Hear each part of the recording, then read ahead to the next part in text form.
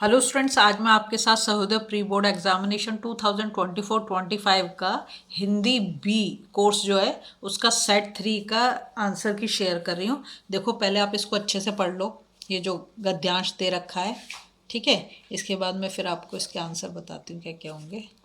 इसको अच्छे से पढ़ लो फटाफट से। इसके बाद हम जाएंगे नेक्स्ट पेज पर। ये पैराग्राफ कंटिन्यू हो रहा है, इसको पढ़ो पहले अच्छे से।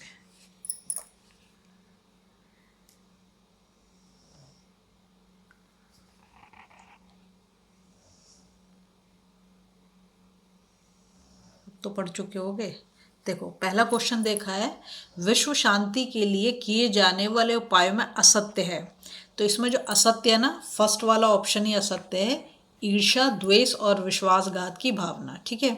फिर सेकंड क्वेश्चन में दे रखा है, निम्नलिखित कथन ए तथा कारण, ये असर्शन और रीजन है, को ध्यानपूर्वक पढ़िए, दिए गए विकल्पों में से सही विकल्प का चुनिए, ठीक है। यहाँ पे दे रखा है असर्शन में, आज विश्व शांति की आवश्यकता बहुत अधिक और तेज हो गई है। कारण दे रखा है, विश्व शांति और विश्व को समान दशा में लाने के लिए हमें मानव कल्याण का प्रयास करना चाहिए। तो इसमें जो है आपका आंसर नंबर ये 4 जो है ये करेक्ट है। कथन ए तथा कारण दोनों सही हैं तथा कारण का कथन की सही व्याख्या करता है। फिर आया आपका क्वेश्चन नंबर ग में दे रखा है, विश्व शांति के लिए दो राष्ट्रों के मध्य कौन सा तत्व आवश्यक है।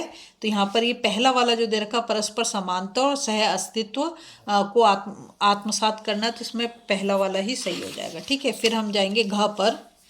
घ में क्वेश्चन पूछा है, विश्व अशांति का प्रमुख कारण क्या है। इसके ऑप्शन नहीं दे रखे, ठीक है। तो देखो, इसको आंसर यहाँ से देख लो, ये रहा घ वाला, अशांति के ही कारण है। इसका मुख्य कारण यह भी है कि आज विश्व के अनेक राष्ट्र दूसरे निर्बल और शक्तिहीन राष्ट्र को अपने चंगुल में फंसाए रखने के लिए उद्योग करते हैं। इसके लिए वे अपनी निजी शक्ति और आवश्यकताओं को बढ़ाते ही जा रहे हैं। इसके साथ ही अपने समर्थकों को अन्य शक्तिहीन और छोटे राष्ट्रों के प्रति उकसाने की कोशिश में लगे रहते हैं, ठीक है। फिर आता है आपका ड वाला,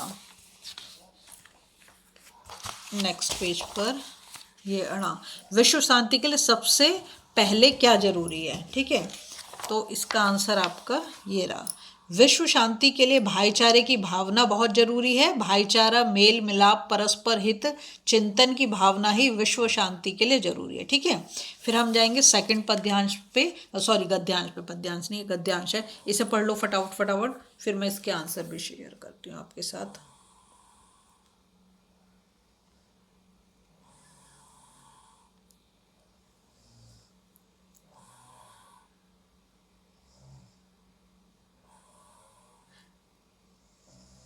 देखो, इसका पहला जो क्वेश्चन दे रखा, भारतीय वास्तुकला एवं मूर्तिकला की परंपरा का आरंभ हुआ है।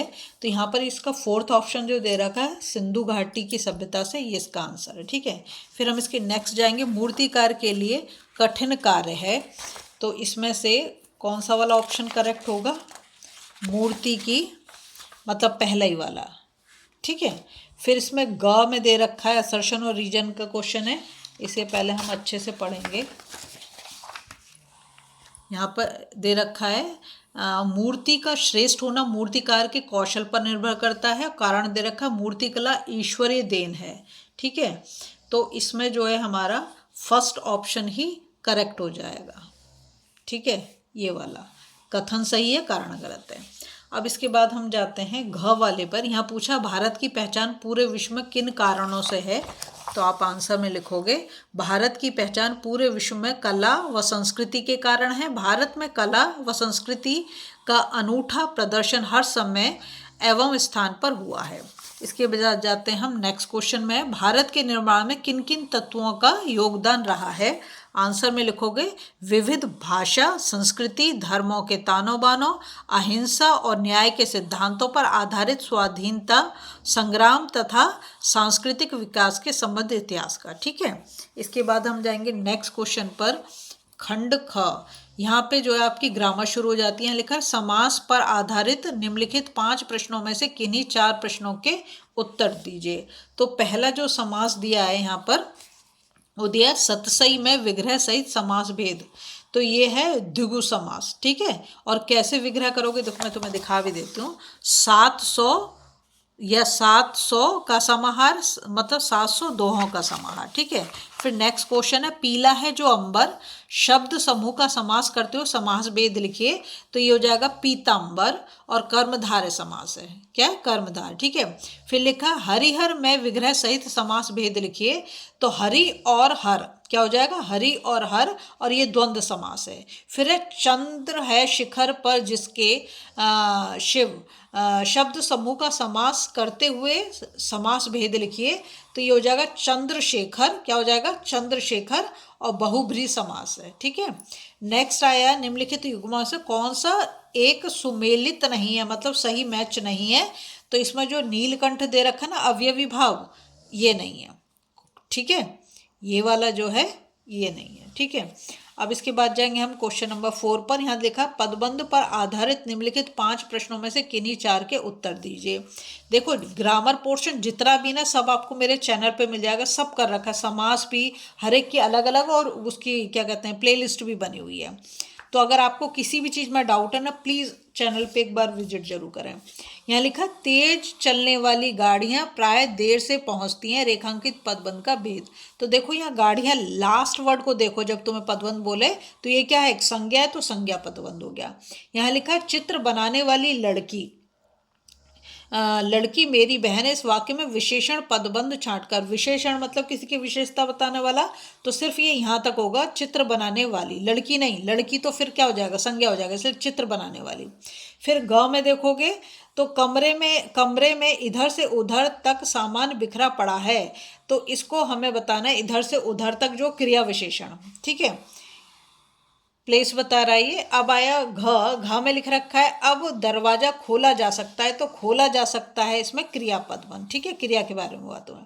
फिर आया नेक्स्ट, इसमें लिख रखा है विरोध करने वाले व्यक्तियों में से कोई नहीं बोला। तो इसे कोई तक अगर आप ले जाते हो तो ये सर्वनाम हो गया, तो सर्वनाम पद बन हो गया, ठीक है। फिर नेक्स्ट दे रखा है रचना के आधार पर वाक्य भेद पर आधारित निम्नलिखित 5 प्रश्नों में से किन्हीं 4 के उत्तर दीजिए, ठीक है। यहाँ पे लिखा सरल वाक्य किसे कहते हैं, मतलब ऐसे डेफिनेशन पूछ ली, वैसे डेफिनेशन पूछते नहीं, ज़्यादातर सेंटेंस है। तो जिस वाक्य में एक उद्देश्य तथा एक ही विधेय हो, कहता है ना, सब्जेक्ट तो ये हो गया उद्देश्य और विधेय हो गया प्रेडिकेट। तो कह रहा है जिस वाक्य में एक उद्देश्य और एक विधेय हो उसे हम बोल देंगे सरल वाक्य। फिर है वह मेहनती है इसलिए सभी उसकी तारीफ करते हैं, वाक्य भेद बताइए। तो ये हो गया तुम्हारा संयुक्त। इसके बाद है तंतारा को देखते ही वामिरो फूट फूट कर रोने लगी। मिश्र वाक्य में रूपांतरित करना है ये। तो कैसे मिश्र में, जैसे ही वमीरो ने तंतारा को देखा वह फूट फूट कर रोने लगी। नेक्स्ट है जापान में चाय पीने की जो विधि है उसे चानो यूं कहते हैं। इसे सरल वाक्य में आपको चेंज करना है। तो क्या लिखोगे, जापान में चाय पीने की विधि को चानो यूं कहते हैं। जापान में चाय पीने की विधि को जो हटा देंगे, चानो यू कहते हैं, उसे भी हटा देंगे, ठीक है। अब आया था नेक्स्ट, यहाँ बहादुर होने के कारण वजीर अली ने वकील का कत्ल कर दिया। संयुक्त वाक्य में इसे चेंज करना है। तो वजीर अली बहादुर था इसलिए उसने वकील का कत्ल कर दिया, ठीक है। अब हम जाएंगे क्वेश्चन नंबर 6 पर। यहाँ लिख रखा है निर्देशानुसार मुहावरों पर आधारित 5 प्रश्नों में से किन्हीं 4 प्रश्नों के उत्तर देने हैं। तो पहला दे रखा सर पर कफन बांधना मुहावरे का अर्थ है, तो मतलब मरने के लिए तैयार हो जाना। फिर जिगर के खंड खंड होना, इसका मतलब जिगर के टुकड़े टुकड़े होना, ठीक है। नेक्स्ट है बिल्ली रात को घर में दबे पांव आकर सारा दूध पी गई। वाक्य में तो दबे पांव जो होगा इसमें ये मुहावरा होगा, ठीक है। अब हम जाएंगे नेक्स्ट पर। यहाँ पर है सुरक्षित स्थान देखकर यात्रियों ने वहां अपना डैश दिया। तो इसमें डेरा डालना, ठीक है।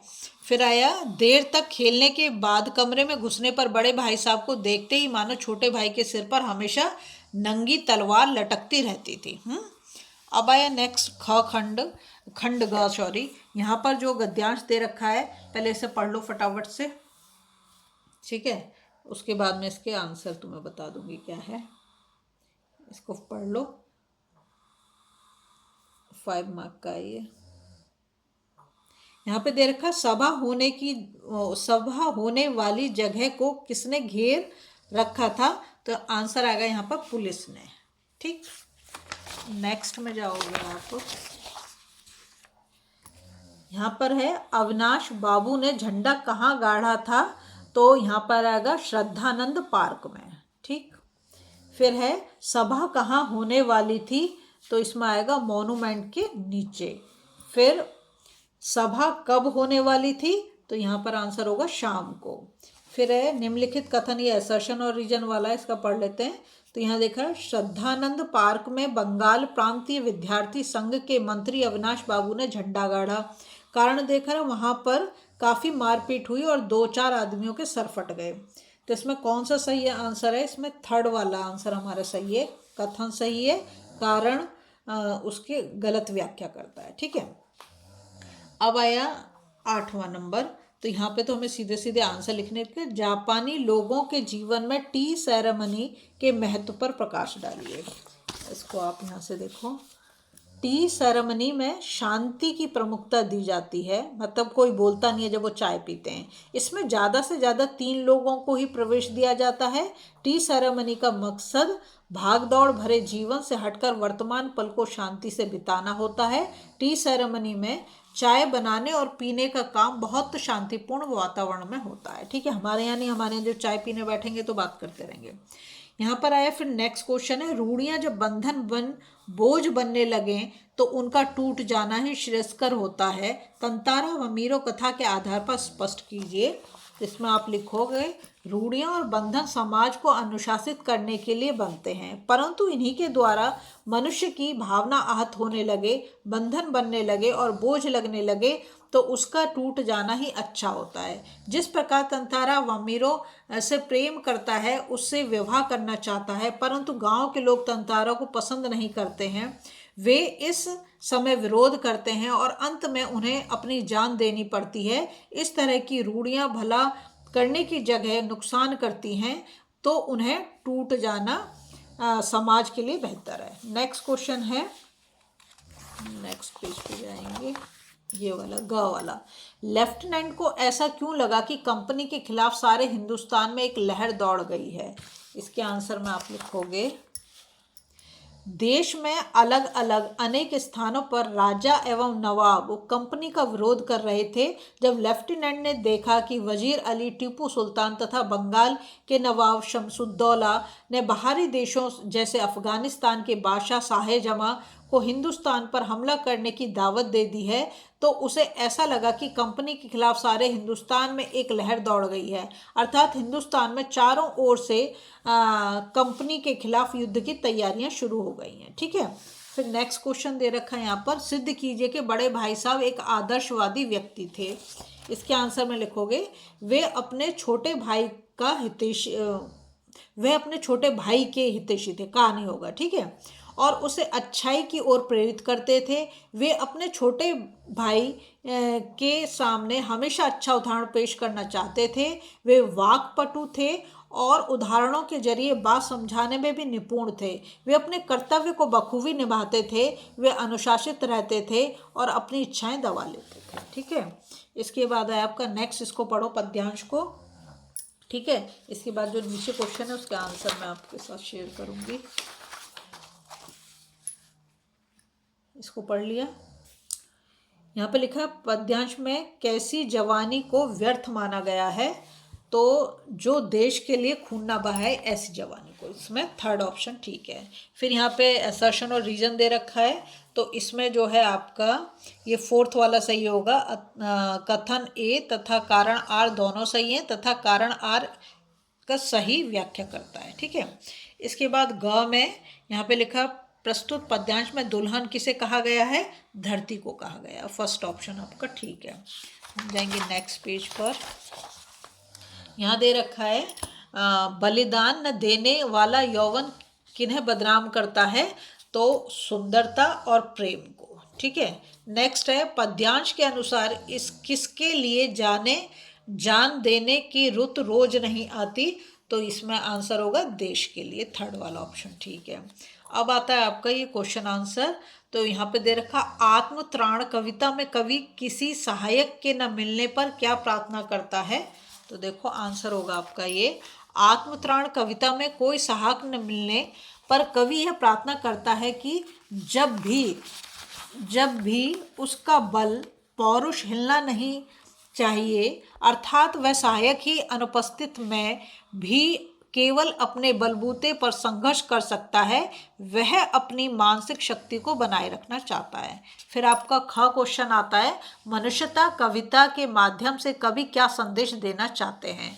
इसके आंसर में आप लिखोगे, कवि इस कविता द्वारा मानवता, प्रेम, एकता, दया, करुणा, परोपकार, सहानुभूति, सद्भावना और उदारता का संदेश देना चाहता है। मनुष्य को निस्वार्थ जीवन जीना चाहिए, वर्गवाद, अलगाव को दूर करके विश्व बंधुत्व की भावना को बढ़ाना चाहिए। फिर ग क्वेश्चन दे रखा है, हरि आप हरो जनरी भीर, द्रौपदी लाज रखो आप बढ़ायो चीर। इस पंक्ति का भाव स्पष्ट कीजिए।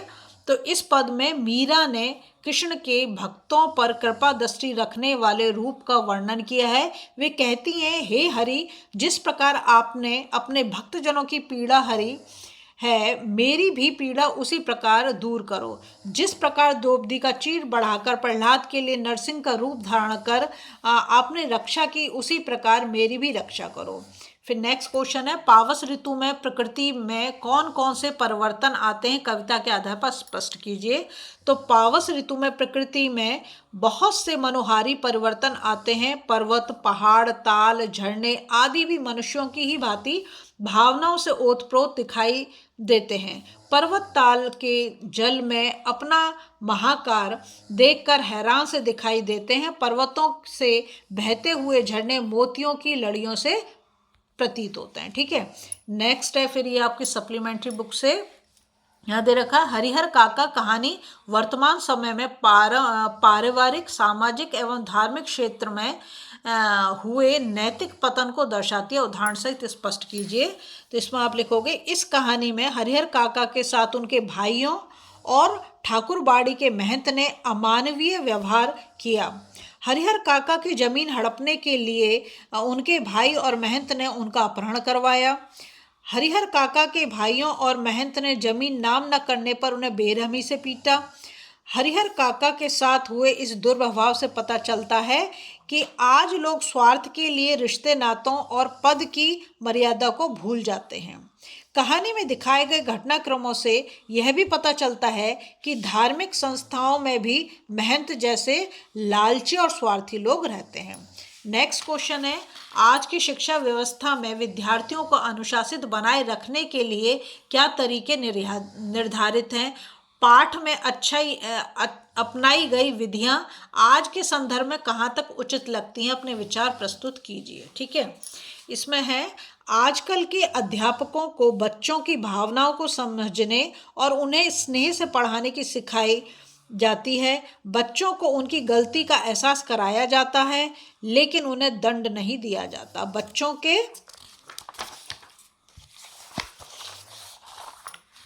बच्चों के साथ मित्रता और ममता का व्यवहार किया जाता है। शिक्षकों को प्रशिक्षण दिया जाता है कि वे अनुशासन प्रक्रियाओं के लिए स्कूल के दिशा निर्देशों का पालन करें। शिक्षकों को निष्पक्ष, सकारात्मक और सुसंगत रहना चाहिए। फिर आपका ग शुरू होता है, टोपी शुक्ला कहानी सामाजिक समरसता और सद्भाव का संदेश देती है। जीवन मूल्यों के संदर्भ में इस कथन को स्पष्ट कीजिए। तो इसमें आप लिखोगे, टोपी शुक्ला कहानी हमें हमारी परंपरा, सभ्यता के अनुसार भारत की विविधता में एकता को और जोड़ने का संदेश देती है। जाति और धर्म से ऊपर उठकर एक साथ रहने का संदेश देती है। इंसान में इंसानियत होनी चाहिए। धर्म, जाति भगवान ने नहीं बनाई है, हमने बनाई है। हमें परस्पर सांप्रदायिक सौहार्द बनाए रखना चाहिए। ठीक है, उसके बाद आता है आपका राइटिंग स्किल वाला सेक्शन। तो इसमें दिया गया, निम्नलिखित में से किसी एक विषय पर लघु कथा और ईमेल लिखिए। ये भी आपको मेरे चैनल पे मिल जाएगा। ठीक है, लघु कथा भी 2-3 है और ईमेल भी है। ठीक है, अब यहाँ पे दे रखा है 100 शब्दों में आपको लिखना है। ठीक है, और ईमेल जो है वो भी आपको 100 शब्दों में ही लिखना है। और प्रारूप जो है, प्रारूप मतलब फॉर्मेट उसमें करेंगे आप, ठीक है। तो ये टोटल 5 मार्क का है। 3 मार्क का मतलब कंटेंट होगा आपका, जो विषय वस्तु तो होगी, और रोचकता मतलब इंटरेस्टिंग कितना, वो 1 मार्क का होगा। जो लैंग्वेज लिखोगे वो 1 मार्क का होगा। और इसमें भी प्रारूप तो 1 मार्क का है, मतलब कंटेंट जो 3 मार्क का, और लैंग्वेज 1 मार्क की है। तो दोनों 5-5 मार्क्स के आएंगे, दोनों आपको मेरे चैनल पे मिल जाएंगे, ठीक है। उसके बाद अब हम जाएंगे नेक्स्ट, ये है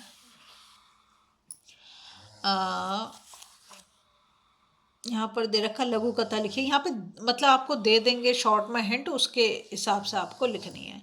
अब है निम्नलिखित में से किसी एक विषय पर लगभग 40 शब्दों में विज्ञापन लिखिए। विज्ञापन भी आपको मेरे चैनल पे मिल जाएगा, ठीक है। इसमें जो आपका कंटेंट होगा 1 मार्क का होगा, और प्रस्तुति 1 मार्क की, और भाषा भी 1 मार्क की है। विज्ञापन भी मिलेगा। फिर लिख रहा है कि लगभग 120 शब्दों में अनुच्छेद लेखन, ये 5 मार्क का है। इसमें भूमिका 1 नंबर की है, कंटेंट आपका 3 मार्क का, लैंग्वेज 1 मार्क की है। अनुच्छेद भी मिलेंगे और बहुत सारे मिलेंगे, ठीक है। यहाँ है पर्यावरण के प्रति जागरूकता फैलाने हेतु पर्यावरण मंत्रालय की ओर से लगभग 40 शब्दों के अंतर्गत एक विज्ञापन तैयार करना। तो विज्ञापन हो गया। अपनी दुकान को किराए पर उठाने के लगभग 40 शब्दों के अंतर्गत एक विज्ञापन तैयार, ये भी विज्ञापन हो गया। इसके बाद ये दे रखे हैं आपको टॉपिक, जो अनुच्छेद मतलब पैराग्राफ लिखना है। फिल्मों की दुनिया में साहित्य, हर घर तिरंगा, और राष्ट्र के निर्माण में युवाओं का योगदान, ठीक है। अब इसके बाद हम जाएंगे नेक्स्ट 15 पे। तो लगभग 100 शब्दों में पत्र लेखन, ये भी आपको मिल जाएगा, ठीक है। दोनों तरह के पत्र मिल जाएंगे, औपचारिक और अनौपचारिक दोनों मिल जाएंगे। ये तो जो है औपचारिक है, जिलाधिकारी को लिखना है, तो ये औपचारिक हो गया। इसके बाद आप जाओगे नेक्स्ट, तो यहाँ पर सूचना लेखन लिखना है। सूचना भी जो आपको मेरे चैनल पे मिल जाएगी, ठीक है। 5-6 सूचना जो मैंने लिख रखी हैं, ठीक है। तो आपको अच्छे से समझ भी जाओगे, तो ये काम करना है आपने। अगर आपको वीडियो पसंद आ रही, प्लीज़ लाइक शेयर सब्सक्राइब कर दें, फॉलो जरूर कर दें।